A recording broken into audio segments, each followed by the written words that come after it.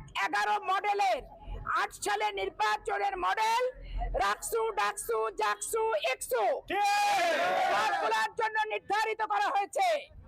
আজকে এই সরকারকে স্পষ্ট করে বলতে চাই যে 15 বছর বাংলাদেশের মানুষ ভোটের অধিকার পায় নাই। 15 বছর বাংলাদেশের মানুষ ভোটের অধিকার পায় নাই। ভোটের অধিকারের জন্য যে সংগ্রাম করেছে, যে লড়াই করেছে, সেই সংগ্রাম এবং লড়াইয়ের মর্যাদা, আত্মত্যাগ, আত্মহুতি, রক্তদানের আপনারা দিতে পারেননি। সেই বিশ্ববিদ্যালয়ের ছাত্র হিসেবে 1986 সাল থেকে যুদ্ধ করেছি এই রক কাটা, হাত কাটা, পা কাটা ইসলামী ছাত্র শিবিরের বিরুদ্ধে।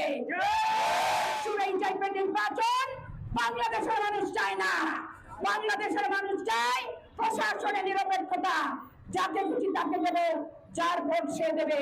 এখানে কোনো ষড়যন্ত্র, মনমতো প্রক্টর, প্রভেস আর হাউস টিন্টার আর হচ্ছে ভিসি প্রভিসি এদের সিন্ডিকেট করে যাকে খুশি তাকে মনমতো বিজয়ী করার এই রেজাল্টকে আমি প্রত্যাখ্যান করছি ব্যক্তিগতভাবে।